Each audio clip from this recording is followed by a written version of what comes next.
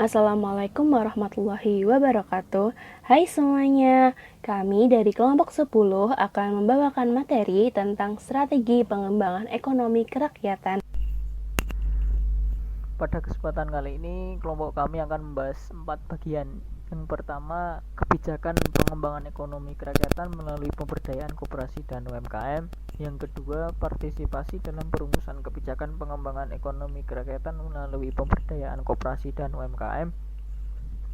Yang ketiga, kebijakan master plan ekonomi kerakyatan dan plan of action ekonomi kerakyatan melalui pemberdayaan koperasi dan UMKM. Yang keempat, contoh program pendukung implementasi kebijakan pengembangan ekonomi kerakyatan. Masuk ke pembahasan yang pertama, yaitu kebijakan pengembangan ekonomi kerakyatan melalui pemberdayaan koperasi dan UMKM. Dalam pengembangan UMKM ini tentunya perlu adanya peran dari pemerintah. Peranan pemerintah yang efektif dan optimal diwujudkan sebagai fasilitator, regulator, dan katalisator. Peran pemerintah sebagai fasilitator. Sebagai fasilitator, pemerintah memiliki peran dalam memfasilitasi UMKM untuk mencapai tujuan pengembangan usaha yang dimiliki oleh UMKM. Jika UMKM mempunyai kelemahan di bidang produksi, tugas fasilitator adalah memberikan kemampuan UMKM dengan berbagai cara, misalnya dengan memberikan pelatihan. Demikian pula jika UMKM lemah dalam hal pendanaan, tugas fasilitator adalah membantu mencari jalan keluar agar UMKM mampu mendapat pendanaan yang dibutuhkan, tetapi harus dilakukan secara hati-hati agar posisi UMKM menjadi tidak tergantung. Dalam konteks fasilitasi ini, pemerintah bisa memberi yang pertama berupa uang atau subsidi barang atau jasa. Yang kedua, keistimewaan, baik yang berupa keringanan atau kekuatan dalam waktu lintas hukum. Selanjutnya, peran pemerintah sebagai regulator. Peran pemerintah sebagai regulator adalah membuat kebijakan-kebijakan sehingga mempermudah usaha UMKM dalam mengembangkan usahanya. Sebagai regulator, pemerintah berfungsi untuk menjaga kondisi lingkungan usaha tetap kondusif untuk melakukan investasi yang dilakukan dengan mengatur suku bunga Bank Indonesia dan membuat kebijakan tentang aturan-aturan persaingan usaha. Dalam melaksanakan fungsi regulator, pemerintah membagi wewenang pembuatan kebijakan menjadi dua, yaitu wewenang pemerintahan pusat dan wewenang pemerintah daerah. Selanjutnya, peran pemerintah sebagai katalisator. Peran pemerintah sebagai katalisator pengembangan UMKM adalah mempercepat proses berkembangnya UMKM menjadi fast moving enterprise. Fast moving enterprise merupakan UMKM yang telah memiliki jiwa kewirausahaan dan akan melakukan transformasi menjadi usaha besar. Untuk dapat menjalankannya, perannya sebagai katalisator, pemerintah melakukan berbagai langkah seperti pemberdayaan komunitas kreatif untuk produktif, bukan untuk konsumtif, penghargaan terhadap UMKM, prasarana intelektual bagi UMKM, dan permodalan termasuk modal ventura atau modal bergulir. Di samping itu, ada juga partisipasi dari masyarakat. Yang pertama, partisipasi dalam pengambilan keputusan. Partisipasi masyarakat dalam pengambilan keputusan ini berkaitan dengan penentuan alternatif dengan masyarakat untuk menuju kata sepakat tentang berbagai gagasan yang menyangkut kepentingan yang diambil bersama. Perwujudan dari partisipasi dalam pengambilan keputusan ini diantaranya kehadiran diskusi, memberikan sumbangan pemikiran, penerimaan, maupun penolakan program yang telah ditawarkan. Partisipasi yang kedua yaitu partisipasi dalam pelaksanaan. Partisipasi masyarakat dalam pelaksanaan merupakan kelanjutan dari rencana yang telah disepakati sebelumnya, baik yang berkaitan dengan perencanaan, pelaksanaan, maupun tujuan.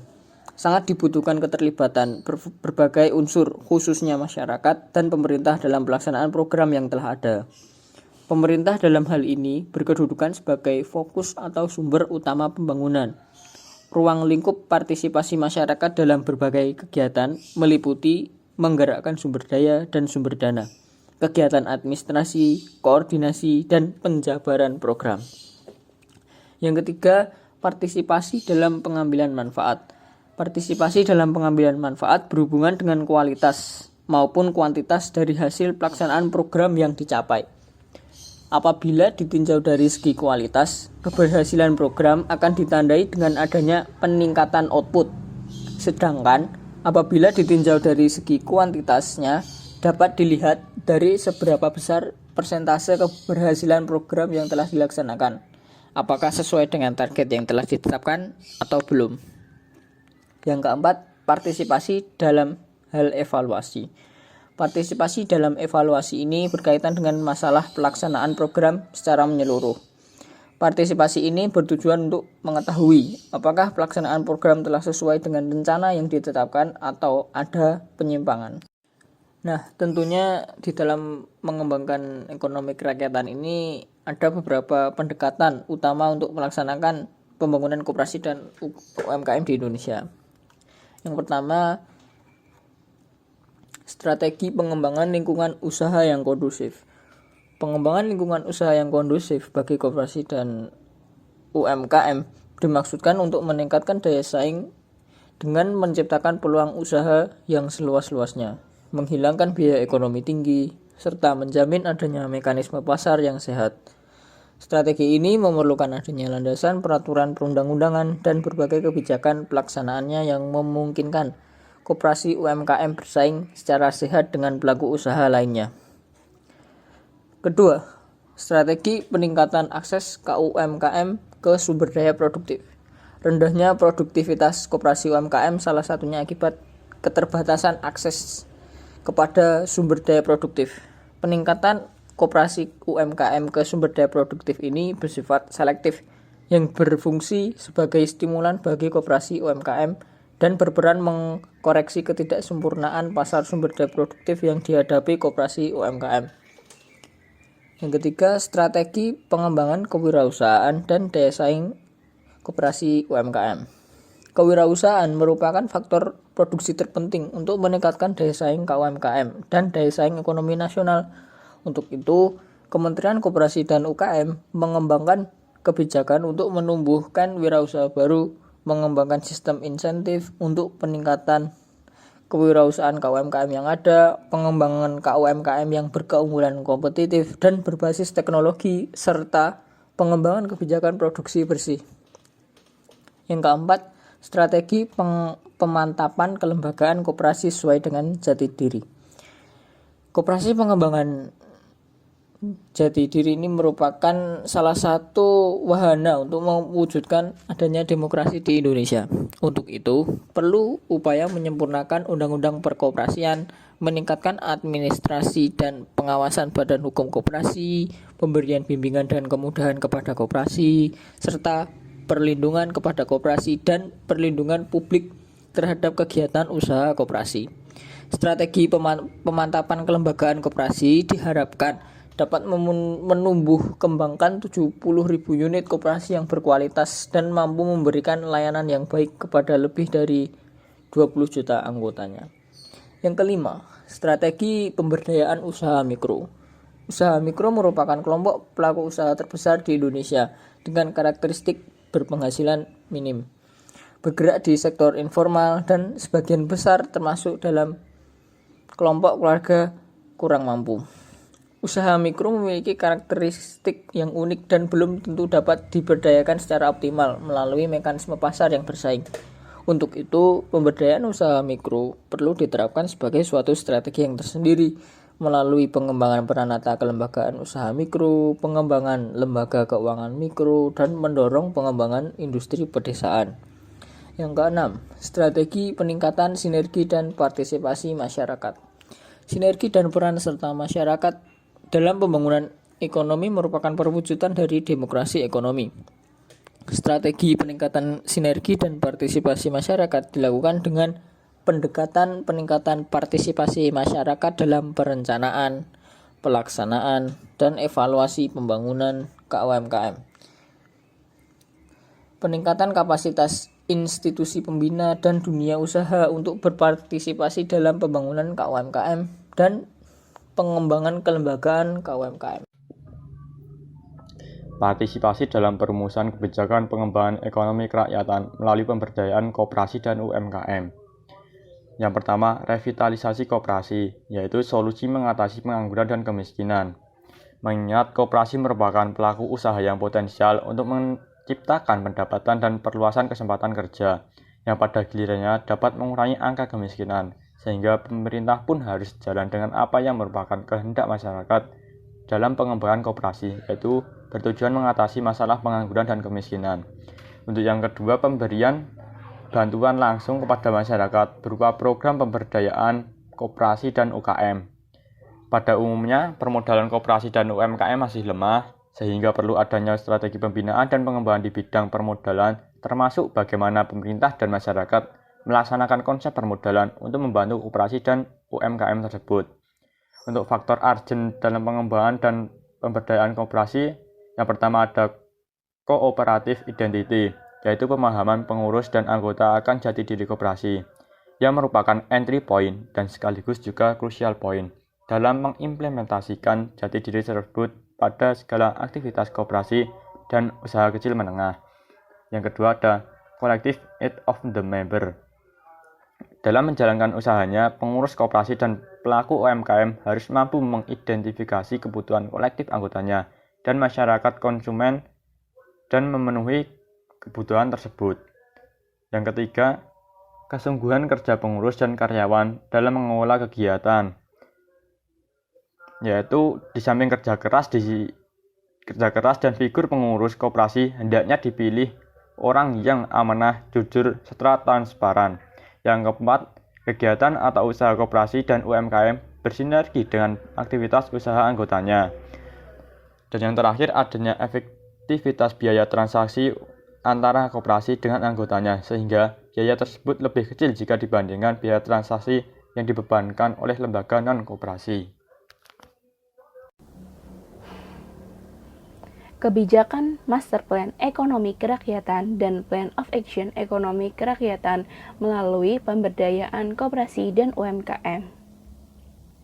Master Plan Ekonomi Kerakyatan nampak dari RPJPN atau Rencana Pembangunan Jangka Panjang Nasional tahun 2005 sampai 2025 yang berisi visi, misi, dan arah pembangunan nasional, merupakan pedoman bagi pemerintah dan masyarakat di dalam penyelenggaraan pembangunan nasional dalam 20 tahun ke depan. Nah, RPJPN juga menjadi acuan dalam penyusunan RPJP daerah. Yang selanjutnya adalah indikator tingkat kemajuan suatu bangsa. Nah, ada 3 indikator tingkat kemajuan suatu bangsa itu. Yang pertama ada indikator sosial, yang kedua indikator kependudukan, dan yang ketiga adalah indikator perkembangan ekonomi. Nah, yang pertama indikator sosial yaitu tingkat kemajuan suatu negara diukur dari kualitas sumber daya manusianya.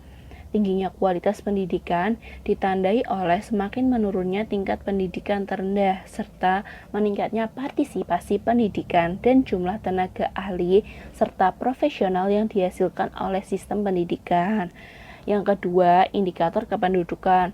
Ada kaitan yang erat antara kemajuan suatu bangsa dengan laju pertumbuhan penduduk, termasuk derajat kesehatan, angka harapan hidup yang lebih tinggi, dan kualitas pelayanan sosial yang lebih baik.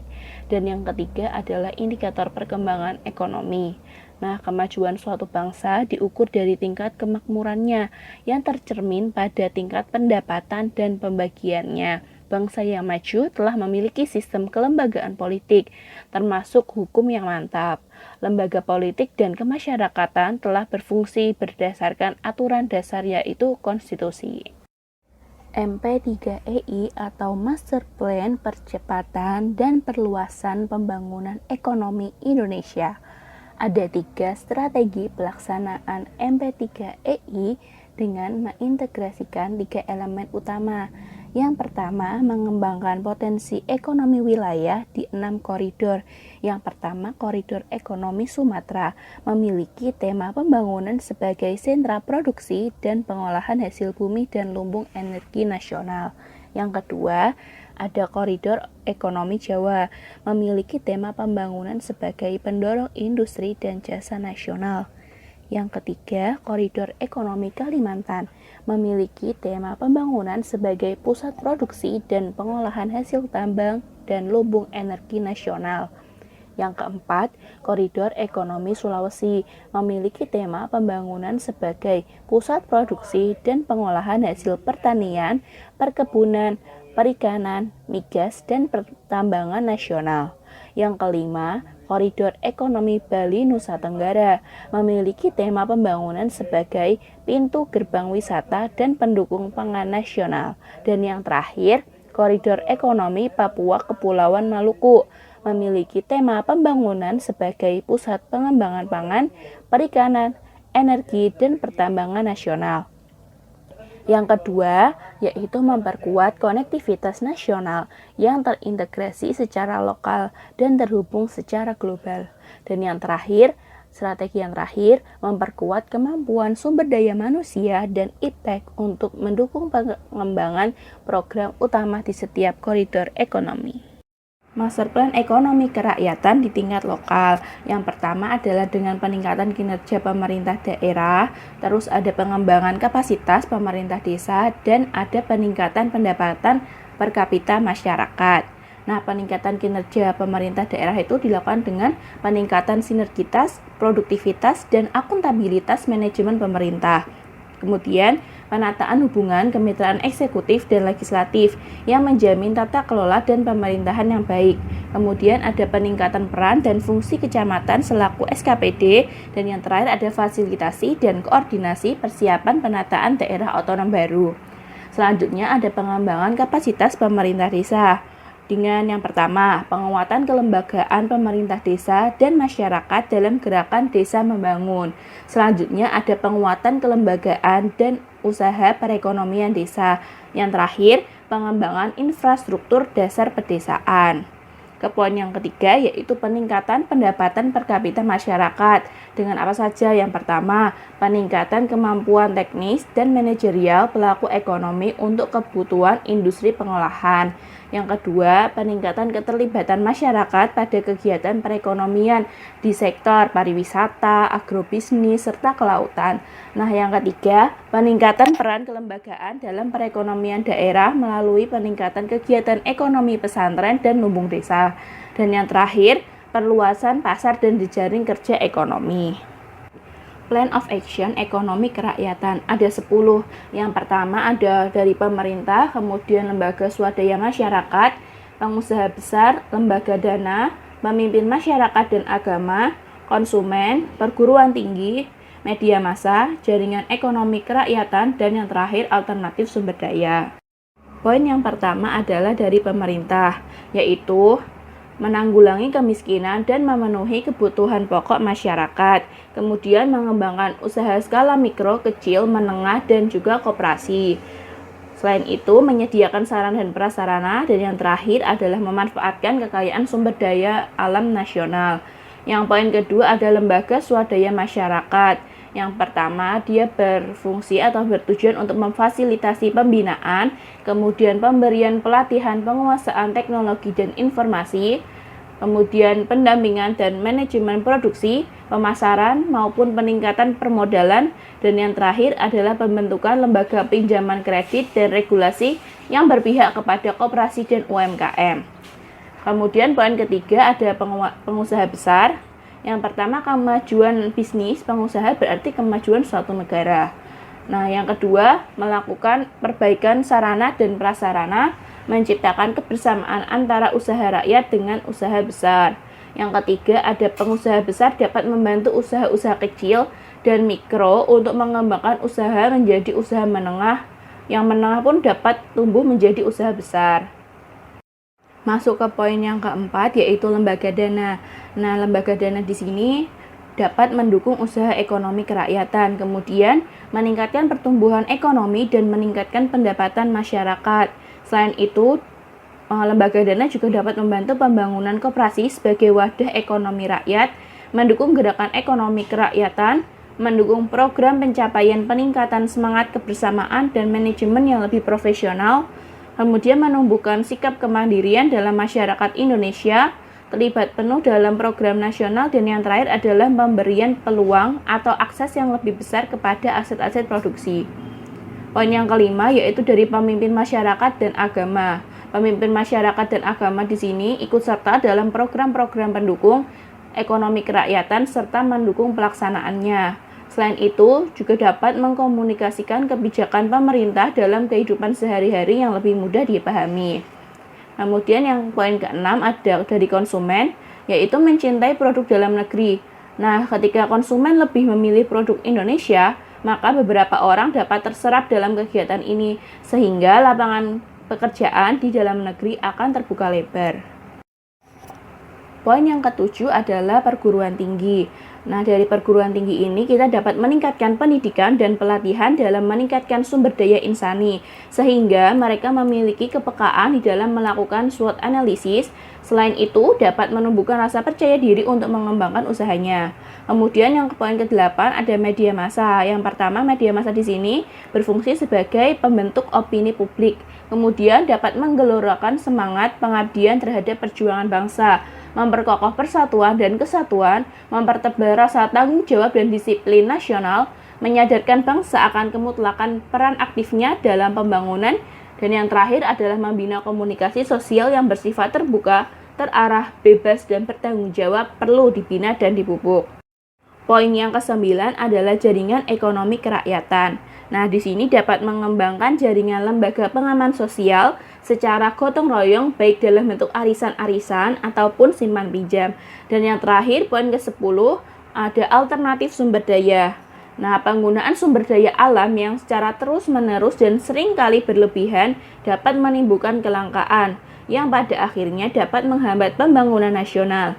Oleh karena itu, diperlukan alternatif lain agar sumber daya alam tersebut tidak mengalami kelangkaan. Yang selanjutnya yaitu program pendukung implementasi kebijakan pengembangan ekonomi kerakyatan.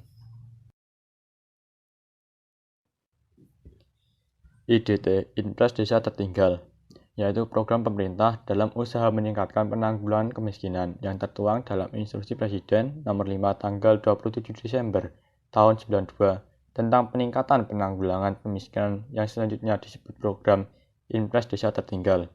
IDT merupakan program tambahan di samping program pembangunan yang telah ada dan disebar pada puluhan ribu desa di 199 kecamatan wilayah kecamatan yang tergolong miskin di Indonesia. IDT direalisasikan mulai 1 April tahun 1994. Program IDT yaitu dukungan untuk perbaikan infrastruktur dan penyediaan dana khusus yang untuk memungkinkan masyarakat mengembangkan kemampuannya dan hidup secara mandiri. Yang selanjutnya, jaringan pengaman sosial. Program JPS merupakan upaya pemerintah untuk menyalurkan bantuan kepada masyarakat dan wadah pengelola keuangan yang lebih terpadu, transparan, dapat dipertanggungjawabkan, dan memberikan akses langsung kepada masyarakat secara cepat serta berkesinambungan. Program JPS dapat memainkan peran dalam pembangunan 4 kebijakan. Yang pertama, mendistribusikan jaringan pengaman pendapatan yang paling miskin dan paling rentan, dengan dampak langsung terhadap kemiskinan dan ketimpangan. Yang kedua, memungkinkan rumah tangga untuk membuat investasi produktif di masa depan. Yang ketiga, membantu rumah tangga mengelola resiko. Dan yang terakhir, memungkinkan pemerintah untuk membuat pilihan yang mendukung efisiensi dan pertumbuhan.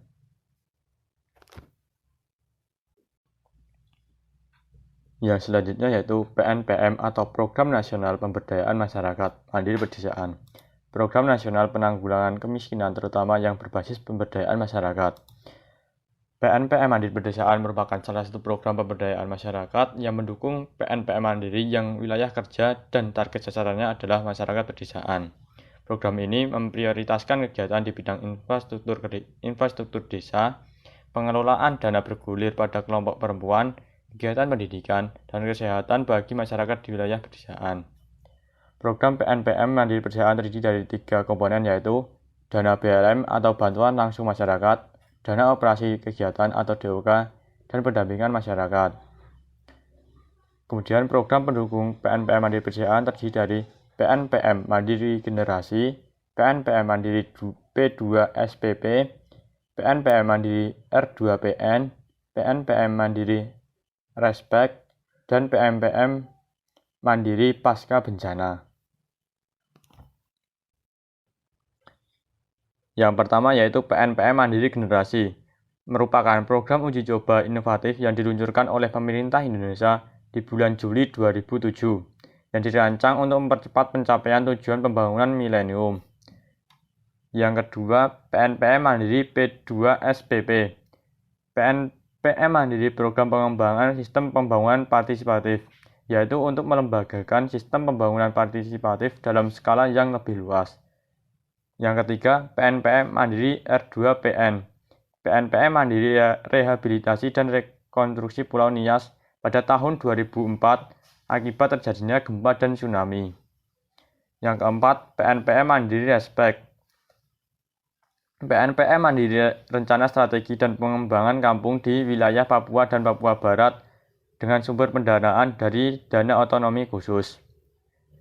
Kemudian yang terakhir yaitu PNPM Mandiri Pasca Bencana, merupakan program PNPM untuk menangani masyarakat pedesaan yang dilanda bencana.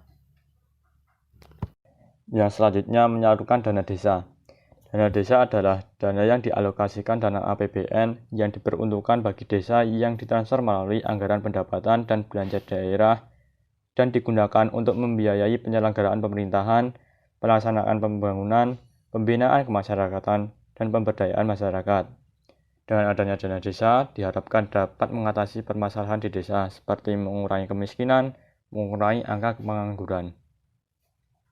Mungkin itu saja yang dapat kami sampaikan pada kesempatan kali ini. Jika ada yang mau bertanya, mungkin bisa bertanya pada saat jam pembelajaran. Terima kasih. Ada kurang atau salah kata kami mohon maaf. Wassalamualaikum warahmatullahi wabarakatuh.